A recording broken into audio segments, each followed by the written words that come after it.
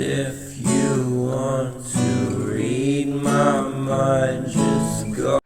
Hello viewers, welcome to my channel Raza homeopathy. दोस्तों, आज एक केस के ज़रिए से मैं एक दवा के बारे में बताऊंगा। ये बहुत ही इंटरेस्टिंग केस है।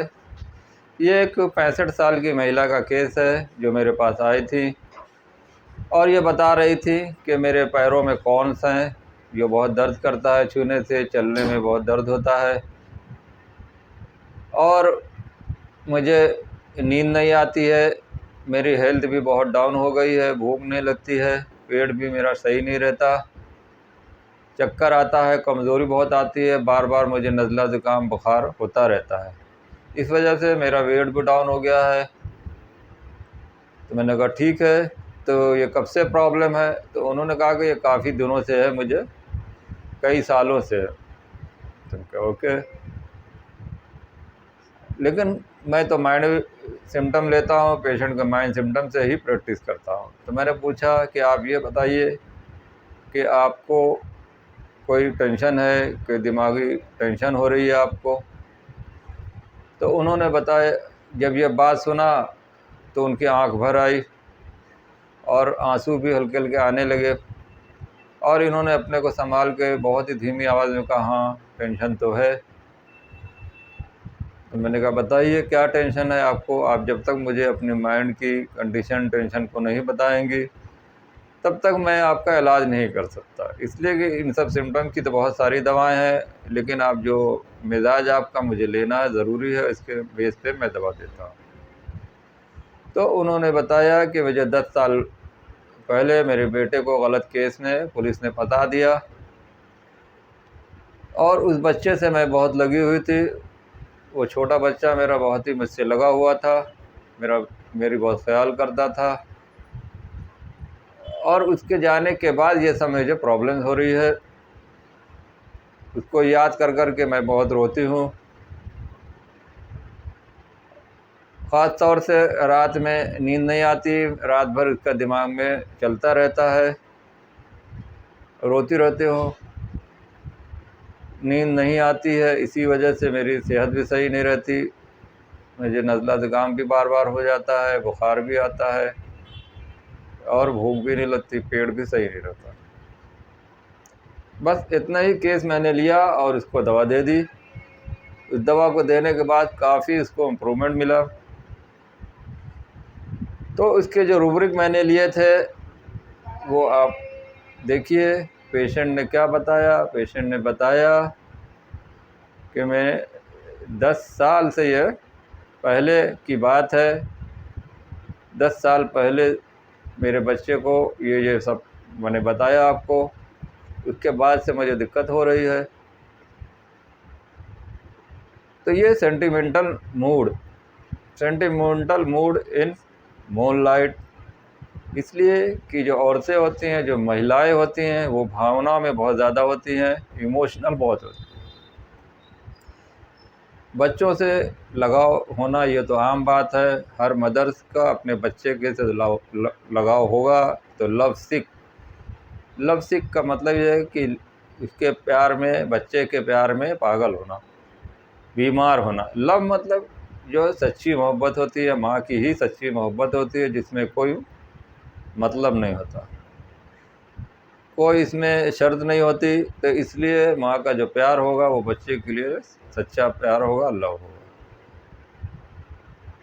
तो ये 10 साल से बच्चे को देखने के लिए हर हफ्ते इसको जाती है और ये 700-800 किलोमीटर दूर बच्चा है, वहाँ पे इसको जाके देखने के लिए जाती है।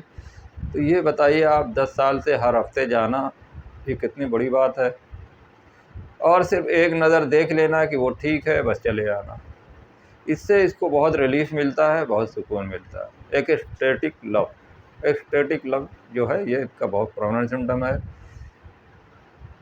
सेंटिमेंटल मूड इन मूनलाइट मतलब ये है कि जो महिलाएं होती हैं आमतौर पर, मूनलाइट का मतलब ये है कि भावनाएं जो होती हैं,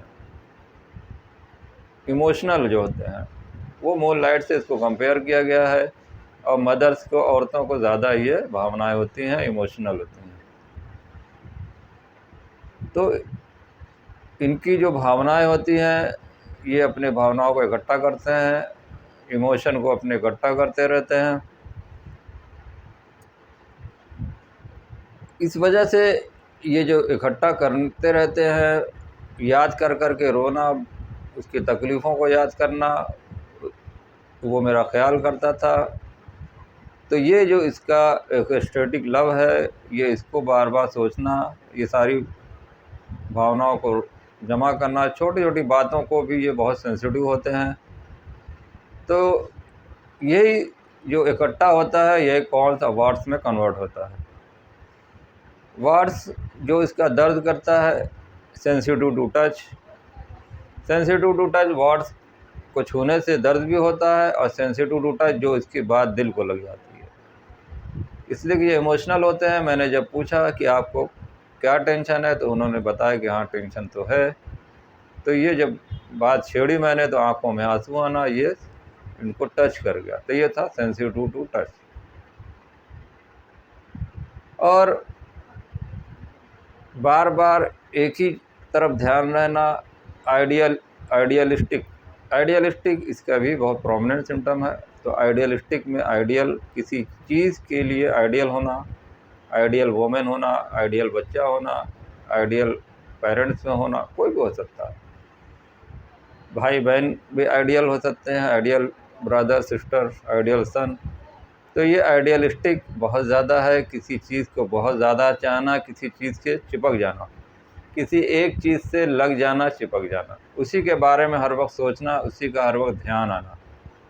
तो ये आइडियलिस्टिक, इसका आइडियल सिम्टम भी लिया, लव सिक लिया।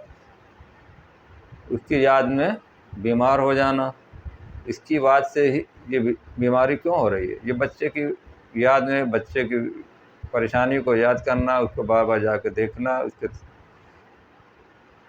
तो ये जो उसके सारे सिम्टम्स आ रहे थे, ये इसी के बाद आ रहे थे। 10 साल हो जाने के बाद भी ये इसको ना भूल पाना। हालांकि इसके फैमिली में और भी बच्चे हैं, हस्बैंड भी है, पोता पोती भी हैं, बहू भी है, सब है, लेकिन फिर भी ध्यान उसका उधर ही जाना, रातों में याद करना, रात में नींद ना आना, sleeplessness, bad effects of disappointment affection. Disappointment affection, bad effects of, ये बहुत प्रोमिनेंट सिम्टम है। इसके बाद से ही ये इसके सारे सिम्टम आ रहे हैं। वार्ड्स तो नहीं है, लेकिन कॉन्स जो है इसके पैर में थे, सेंसिटिव टू टच। मैंने पूछा था कि जो कॉन्स में दर्द होता है तो आराम कैसे मिलता है, तो उन्होंने बताया कि पैर को खुला रखने से और इसमें हल्की हल्की जो थोड़ी हवा लगती है, इससे बहुत आराम मिलता है। तो carried, desire to be carried and soothed. Soothing से, चाहे वो मुंह से फूंके, उससे सूदिंग होती है, या हल्की हल्की हवा लगने, सूद इसको भी कह सकते हैं। और carried, desire to be carried, इसको खुला रखने से, इससे भी आराम मिलता है। Carried, desire to be carried and soothe. तो ये carried, desire to be carried and soothe बच्चों में भी आप लगा सकते हैं। जो बच्चे जिनको बहुत मुंह में छाला हो रहा है, जिनको दर्द होता है या कहीं भी दर्द होता है, हाथ में, पैर में, सर में, अगर वो उनको गोदी में लेकर टहलाओ और उनको धीरे धीरे मुंह से फूंको, सूद करो, तो बहुत आराम मिलता है। केयरएसेस, धीरे धीरे सहलाओ, इससे भी बहुत आराम मिलता है, ये भी सूद में आता है। तो ये सारी दवाओं के जो सिम्टम है, इसको जब आप कवर करेंगे तो एंटीक्रूड इसकी बेहतरीन दवा है। एंटीक्रूड में ज़रूरी नहीं है कि आपको वाइट टंग भी मिले। इस पेशेंट को वाइट टंग बिल्कुल नहीं था, मैंने चेक किया था, क्लियर थी, लेकिन इसको भूख नहीं लग रही थी, लॉस ऑफ एपेटाइट एंटीक्रूड में भी है। गैस की प्रॉब्लम होना एंटीक्रूड में, इंडाइजेशन की प्रॉब्लम होना, नज़ला ज़ुकाम, बुखार होना, इम्यूनिटी वीक होना, इसके याद में bad effect from disappointment affection. तो ये एंटीक्रूड का बहुत ही प्रोमिनेंट सारे रूब्रिक मैंने बताए। इसको आप पेशेंट में लगाएं, चाहे वो ओल्ड एज हो, चाहे वो बच्चे हों, जिनको अगर बैड माइंड पे अगर इनको कोई सेंसिटिव टच हो जाता है, कोई दिल पे बात लग जाती है, या हस्बैंड वाइफ का झगड़ा हो, अगर उस पर भी कोई दिल की बात लग जाती है बहुत ज़्यादा, जो किसी को याद करता है, जो जिससे बहुत लगा हुआ है, किसी एक से लगा हुआ है, आइडियलिस्टिक है, तो इसमें आप एंटिक फ्रूट दें। दोस्तों, तो ये वीडियो पसंद आया हो तो लाइक करें, शेयर करें, और जिन लोगों ने अपने चैनल को सब्सक्राइब नहीं किया तो प्लीज़ सब्सक्राइब करें। Okay, thank you, be happy, be healthy.